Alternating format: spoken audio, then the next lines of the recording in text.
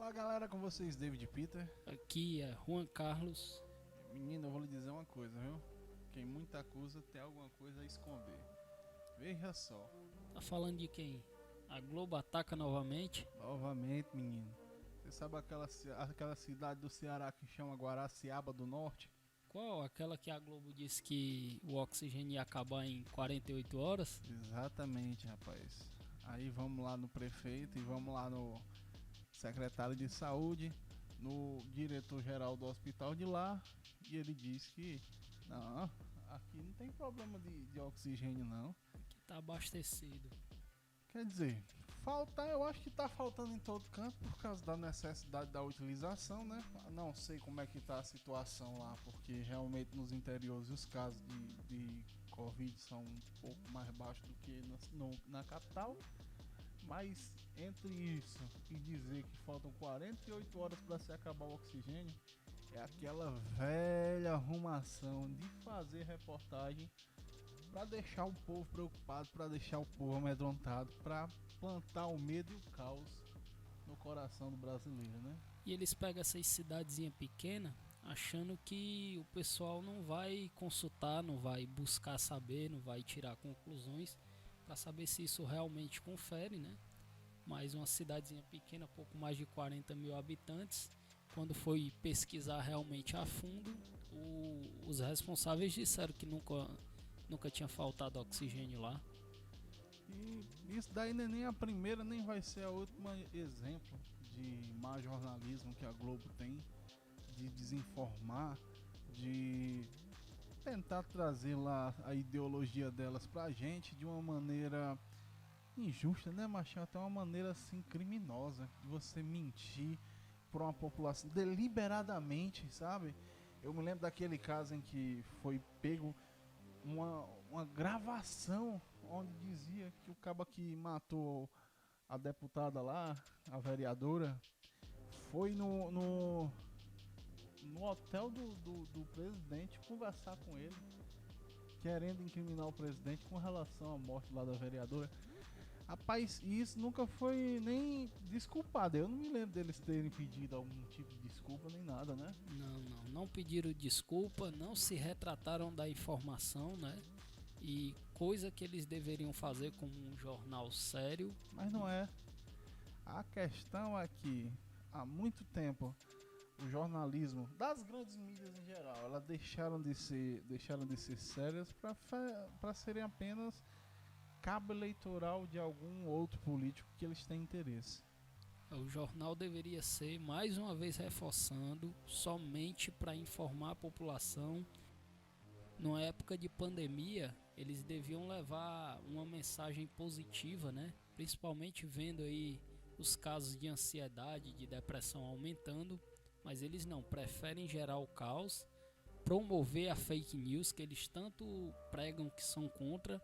Mas a gente vai vendo aí que a Globo vai tomando partido, e na maioria das vezes partido político, né? Não só a Globo, mas também a gente tem várias. Eu acho que a grande mídia, eu acho que a CNN também, ela tem um viés muito contrário ao governo que está no poder.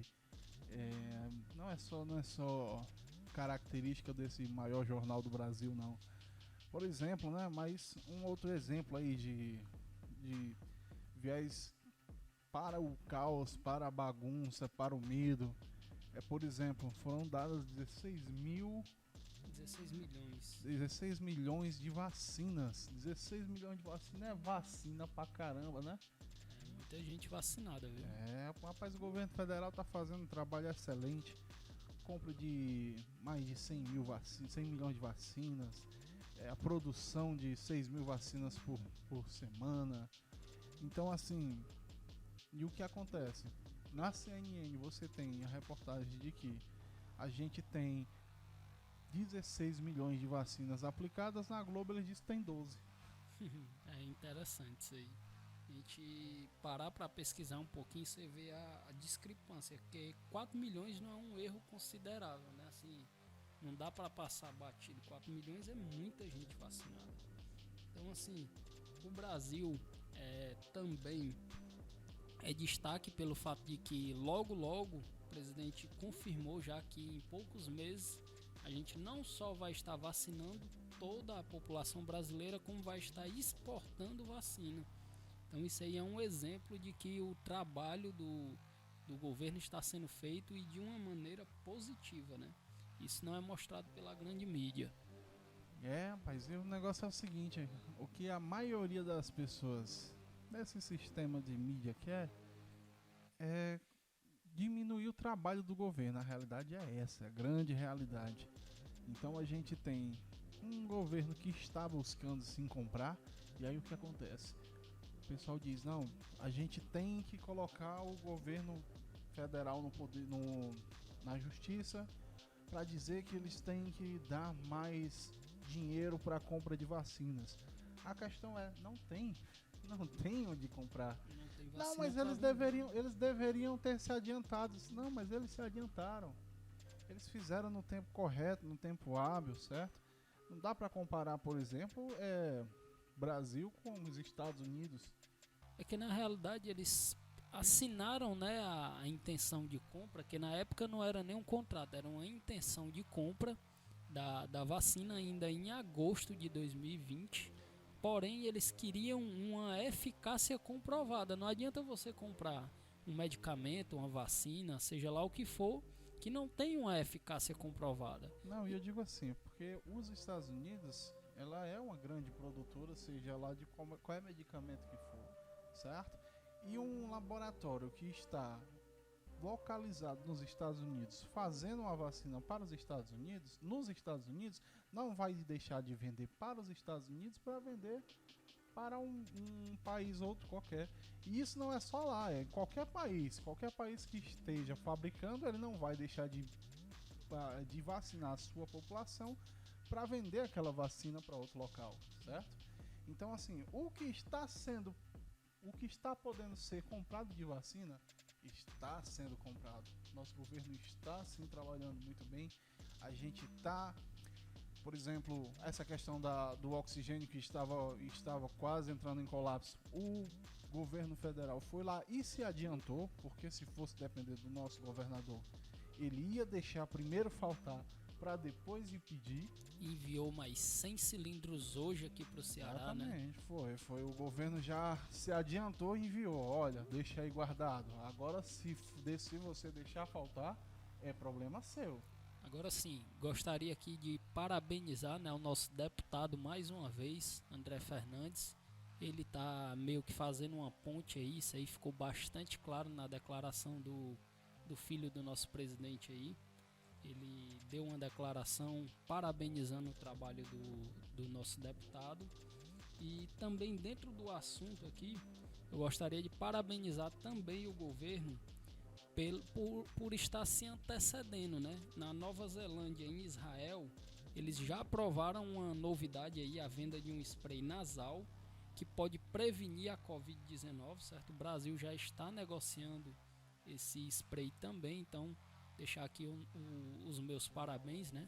Pode ser que seja mais uma forma de combater essa doença. Dos argumentos, tá? E muitos deles dizem que, olha, medicação tal, se você colocar aqui de maneira preventiva, ela diminui a chance de você pegar. Olha, quem faz exercícios físicos tem menos possibilidade de pegar, então abre as academias. Olha, fazer caminhada serve para você manter ali a sua saúde mental, saúde do coração. Então abre ali as praias para o pessoal andar, certo? Você não pode só chegar lá e fechar sem motivo algum, sem explicação científica nenhuma. Quais foram os cientistas que disseram que se eu andar na areia da praia eu vou pegar a doença? Pois é, uma vez que o vírus em alta temperatura, né, principalmente aqui no Ceará, a gente tem aí dias que chegam a quase 40 graus, tem dias que ultrapassam os 40 graus. Vou torrar, menino. Ultrapassando 40 graus, imagine o vírus. É quente, meu filho, aqui. Você botar um ovo na calçada, ele sai bem torradinho. Pronto, levando em consideração também aqui dentro do assunto, né, das novidades, segundo a CNN, a aspirina pode reduzir o risco de internação em UTI e morte por Covid, né? Então, assim, o uso dela em doses baixas pode ser também um aliado contra a Covid aí. Eu não me arrisco a dizer nome de medicamentos não, porque na realidade eu não sou do setor da saúde, né? Então eu acredito que se você tiver um médico aí da sua família, você procure ele, saiba o que ele acha, medicamento tal, medicamento tal, medicamento tal, diga aí, pergunte para ele se ele quer passar algum para prevenção, tá? E mesmo que seja, sei lá, vitamina D, tudo que vier para ajudar funciona. Não é aquela questão, eu bebo água, mas a água faz bem, não, mas também não comprova que faz mal, não é isso, não é isso. Existem muitos cientistas que dizem que medicamento tal, medicamento tal, medicamento tal fazem bem na prevenção, certo? Quer dizer que esses cientistas, quer dizer que esses médicos não são cientistas, esses médicos não estudaram, esses médicos são negacionistas? Será que é assim? Será que chamar alguém que pensa contrário ao que você pensa de negacionista realmente uma maneira saudável de se debater, ou é apenas uma maneira de você fugir do debate e deixar que certos políticos mal intencionados comandem de maneira, essa sim, não científica, essa sim não comprovada, essa sim não estudada, o nosso combate à pandemia, certo? Então, vamos deixar de lado essas fake news, vamos deixar de lado a automedicação também, tá, pessoal? Eu tô dizendo sempre que essa doença é perigosa, essa doença existe, essa doença mata. Então, vamos atrás dos nossos médicos, vamos conversar com eles, vamos deixar de lado o que a TV tá toda hora, todo instante passando pra gente, porque se a gente for ficar só observando o que tem na TV, a gente fica doido, porque eles não querem dar boas notícias, eles não querem falar que o Brasil vai fabricar 6 milhões de vacinas por semana, que o Brasil comprou 138 milhões de vacinas, que o Brasil é o quinto em totalidade, em números totais, ou seja, não percentual por população, mas sim percentual número geral de comprador de vacina, certo? Nós somos o quinto maior do mundo. Então, esse tipo de notícia você não encontra no jornal da grande mídia. São contados nos dedos os jornalistas e os jornais que fazem esse tipo de notícia, que fazem um jornalismo sério e um jornalismo que também tem opinião, mas pelo menos na hora de criticar, você critica, mas na hora de elogiar, você elogia. Uma coisa que não está acontecendo na mainstream da mídia em geral, né? A gente tem que usar aí de forma parcial, né? Tem que levar a notícia até o cidadão, mas sem manipular ela, sem estar jogando fake news em cima, sem estar alarmando mais do que o que a própria pandemia, os números da própria pandemia já fazem, né? E sempre é bom levar uma mensagem de positividade, né? Uma mensagem que vá dar esperança às pessoas. As pessoas já estão trancadas com o lockdown aí em várias e várias cidades, metrópoles e estados. Então, uma mensagem de positividade sempre é bem-vinda. Pois é, pessoal, esse daí era o que a gente queria falar com vocês hoje, tá?